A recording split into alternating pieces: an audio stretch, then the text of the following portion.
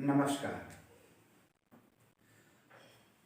तो दर्शकों, मैं आज आपके समक्ष लेके आया हूं मांगलिक कितने प्रकार का हुआ करता है। इस बात को हमने अपने बुजुर्गों से सीखा है, गुरु से शिक्षा प्राप्त की है। ऐसा तो नहीं है कि किसी लेख में लिखा हो, लेकिन हमारे जो रीति रिवाज हैं, परंपरागत हैं, वो एवं बुजुर्गों का है, उनका तजुर्बा है, जो भी है, जैसा भी हमने सीखा है उनसे, तो वो आज आपके समक्ष हम मांगलिक के बारे में बता देते हैं। मैं आपको पिछली वीडियो में बता चुका हूं कि मांगलिक कैसे देखते हैं, और आज मैं आपको बताने जा रहा हूं कि मांगलिक कितने प्रकार के हुआ करते हैं। ऐसा नहीं है कि मांगलिक टू मांगलिक शादी नहीं होने पर मृत्यु संभव हो, तलाक ही संभव हो। ऐसी सारी विचारों को देखते हुए उन ग्रहों की स्थिति के अनुसार मांगलिक को 5 प्रकार के बताया गया है, 5 प्रकार के भागों में बांट दिया गया है। तो मैं आपको बताने जा रहा हूं कि वो 5 प्रकार कौन कौन से हैं।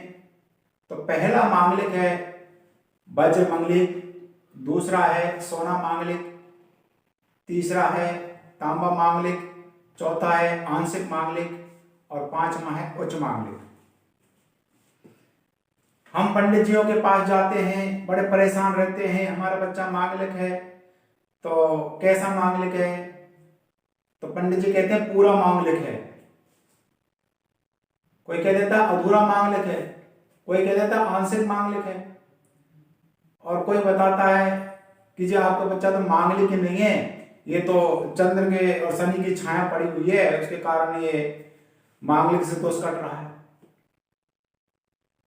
आप इस प्रकार के असमंजस में ना रह करके आप स्वयं ही सीखें कि आपका बच्चा किस प्रकार का मांगलिक है।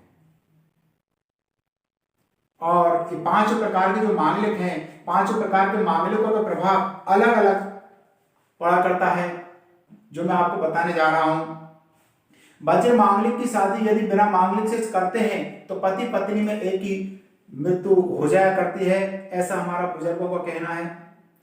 और सोना मांगलिक की शादी बिना मांगलिक से कर दी जाती है तो तलाक जैसी स्थिति पैदा हो जाती है। और तांबा मांगलिक की शादी बिना मांगलिक से करते हैं तो पति पत्नी दोनों कुत्ते बिल्ली की तरह लड़ते रहते हैं, और इतना लड़ते हैं कि पत्नी जी घर ही छोड़ के चली जाती है, अपने मायके वहां चली जाती है, 2-4 महीने वहां रहेगी और फिर दोबारा से अपने ससुराल में आएगी, कुछ समय एक साथ रहे और फिर लड़ाई झगड़े हो गए, फिर रूस के चली गई। ऐसा तांबा मांगलिक में हुआ करता है। पहला ऐसा पहले भी मांगलिक था और अब भी मांगलिक है। ऐसा नहीं है कि पहले कहते थे पहले तो मांगलिक का चक्कर ही नहीं हुआ करता था, पंडित जी अब ये कहां से मांगलिक घुस गया। पहले सहनशीलता थी, पत्नी भी सहन कर लिया करती थी, पिट रही है कुट रही है जैसी भी है, उसकी बेचारे की कोई लोग बात मान रहा है नहीं मान रहा है, पर अपने समाज के डर से अपने घर में ही अपने दुखों को समेट लिया करती थी। लेकिन आज के ना तो युवती ही अपने दुख को समेट सकती है और ना ही अपना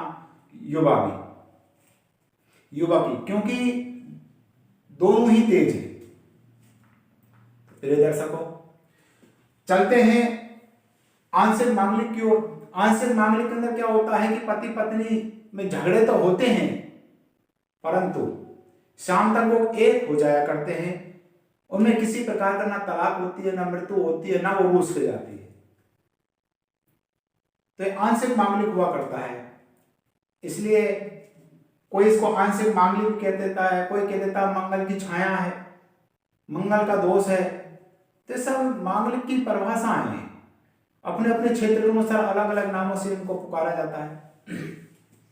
5वां नंबर का जो मांगलिक है वो उच्च मांगलिक है। उच्च मांगलिक सबसे अच्छा हुआ करता है। इसकी शादी मांगलिक या बिना मांगलिक दोनों से ही कर सकते हैं। यदि आपका बच्चा उच्च मांगलिक है तो बिना मांगलिक से भी शादी चलेगी एवं मांगलिक से भी इसकी शादी चलेगी। दोनों में किसी प्रकार का कोई भी झगड़े, कोई मृत्यु, कोई तलाक नहीं हुआ करता, बहुत प्यार से जीवन गुजरता है। तो उच्च मांगलिक सबसे अच्छा होता है। यदि लड़की उच्च मांगलिक है और यदि उसकी शादी गरीब घर में कर दी जाती है तो उच्च मांगलिक इतना अच्छा होता है कि उसके जीवन में सभी प्रकार की खुशियां प्राप्त होती हैं। अपना मकान, अपना वाहन है, अपनी दुकान, अपना व्यवसाय, सब कुछ उसके जीवन में उत्पन्न हो जाया करता है। तो ये सबसे अच्छा मांगलिक होता है जिसे उच्च मांगलिक कहते हैं। अब आपके दिमाग में ये चल रहा होगा कि इन मांगलिकों को पहचाने कैसे, कि हमारा बच्चा इनमें से किस प्रकार का मांगलिक है। तो इनके उपाय भी हैं, रास्ते भी हैं, लेकिन मैं उस रास्ते बताने से पहले, उपाय बताने से पहले मैं आपको इन मांगलिकों के बारे में समझाना चाहूंगा कि वज्र मांगलिक को कैसे पहचानते हैं और ताम्र मांगलिक को कैसे पहचानते हैं, सोना मांगलिक को कैसे पहचानते हैं, आंशिक मांगलिक को कैसे पहचानते हैं, उच्च मांगलिक को कैसे पहचानते हैं।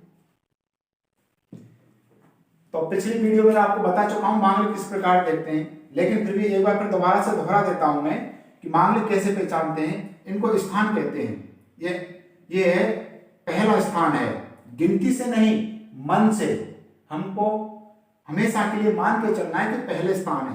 तो इसको प्रथम, पहला, दूसरा, तीसरा, चौथा, पांचवा, छठवां, सातवां, आठवां, नौवां, 10वां, 11वां, 12वां।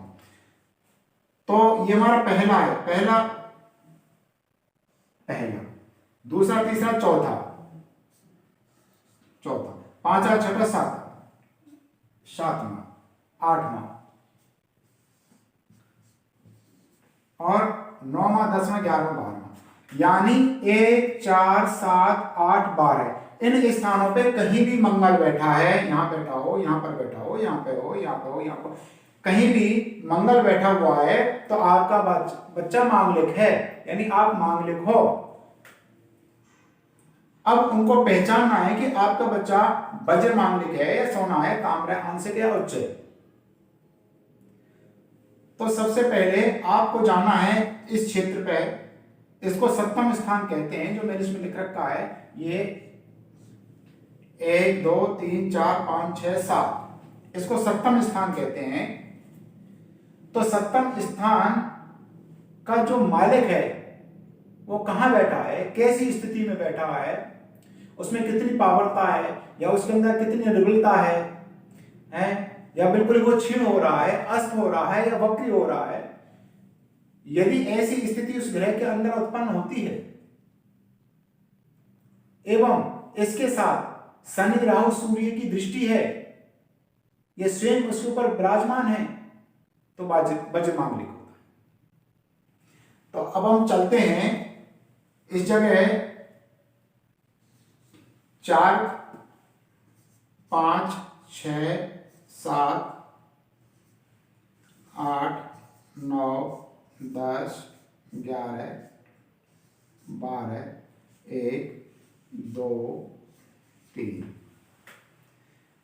तो आपको ये नहीं मानना है कि ये चौथा स्थान है, क्योंकि 4 लिखा हुआ तो चौथा स्थान नहीं मानना, ये पहला ही स्थान है।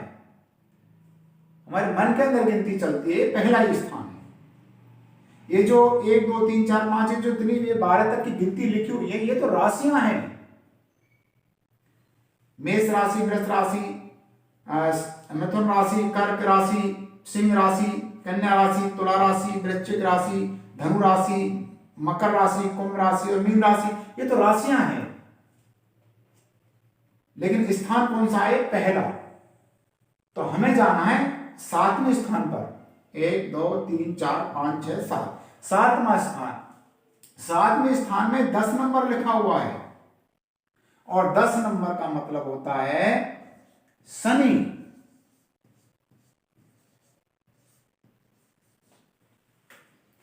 10 नंबर का मतलब होता है शनिदेव।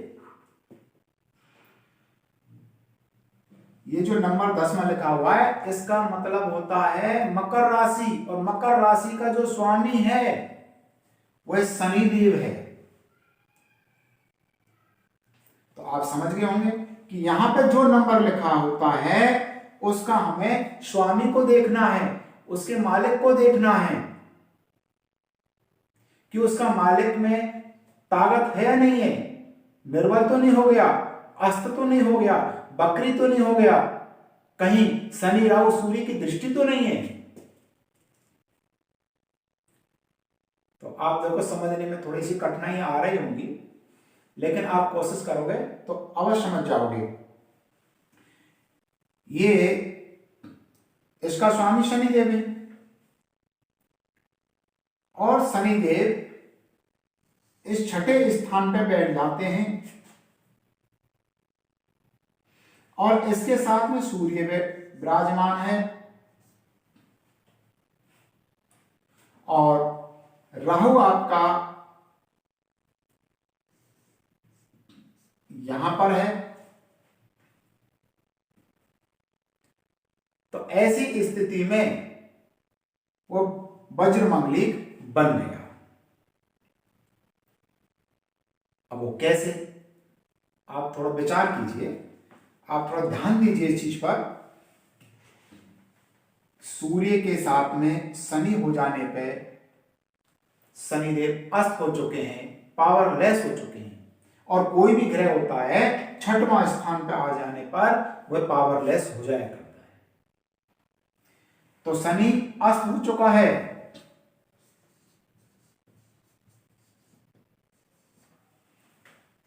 यानी सप्तम स्थान का मालिक शनिदेव है, और शनिदेव सूर्य के साथ में है और छठे स्थान पे है।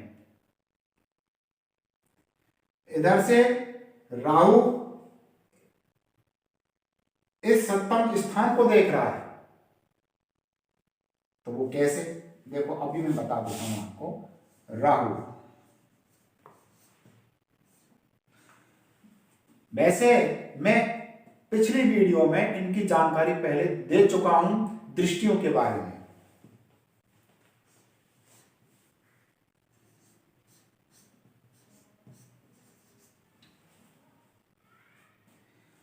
राहु जहां भी बैठा होता है वहां से, जहां पे बैठा है वहां पर भी, और वहां से 5वां 7वां और 9वां स्थानों पर पूर्ण दृष्टि से देखता है, यानी इन स्थानों पर बाधा पहुंचाता है।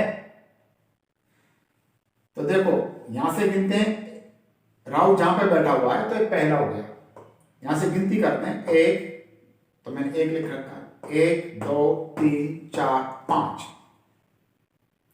5 लिख रखा है, 6 7 7 लिख रखा है, 8 9। लेकिन हमारा जो फोकस है वो सप्तम स्थान की ओर है। 1 2 3 4 5, यानी इस क्षेत्र पे राहु ने अपनी पूर्ण दृष्टि डाल रखी है। इसका मतलब ये हुआ कि इसका जो मालिक है वो पावरलेस हो गया, उसमें ताकत नहीं रही। इधर से राहु ने घर पे कब्जा कर लिया।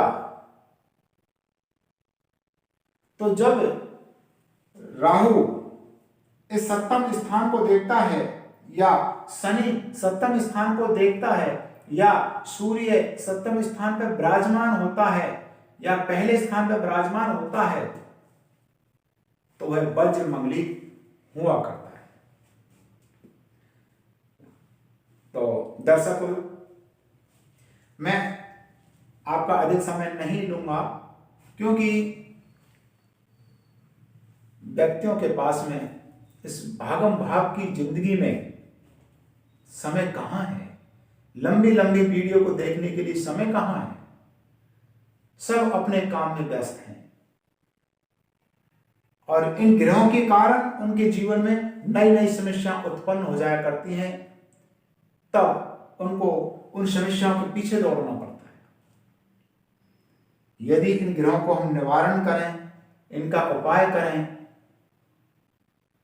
तो ऐसी समस्याएं सामने नहीं आया करती हैं। तो आज की इस वीडियो में मैं आपको वज्र मांगलिक के बारे में ही बताया है। अगली वीडियो में इन चारों मांगलिकों के बारे में बताऊंगा। तो दर्शकों, मेरे भक्तों, यदि आपके इस वज्र मांगलिक के बारे में समझ में नहीं आया है तो मैं आपको दोबारा से भी समझा सकता हूं।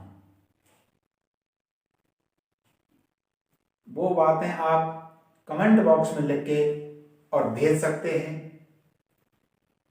और फिर भी आपकी समझ में नहीं आती है तो 9910796327 मेरा ये व्हाट्सएप नंबर है। इस नंबर पर आप अपने बच्चे की डेट ऑफ बर्थ, जन्म समय, जन्म स्थान, ये तीनों चीज लिखकर भेजें तो मैं आपके लिए बतलाऊंगा कि आपका बच्चा वज्र मांगलिक है या सोना मांगलिक है, ताम्र है, आंशिक है, जैसा भी मांगलिक है मैं बतलाऊंगा। इनके रास्ते भी हैं, इनके उपाय भी हैं। तो ये सारी बातों को जानने के लिए मैंने आपके सामने ऑप्शन दे रखे हैं। तो दर्शकों, यदि आपको ये वीडियो पसंद आई हो और सोना मांगलिक, ताम्र मांगलिक, आंशिक मांगलिक, उच्च मांगलिक के बारे में जानकारी प्राप्त करना चाहते हैं, इनको तुम सीखना चाहते हैं, तो ओम ज्योतिषी गुरुग्राम मेरे इस चैनल को आप सब्सक्राइब कीजिए, लाइक कीजिए और शेयर कीजिए। फिर मिलेंगे अगली वीडियो में सोना मांगलिक को लेकर के, तांबा मांगलिक को लेकर के। नमस्कार।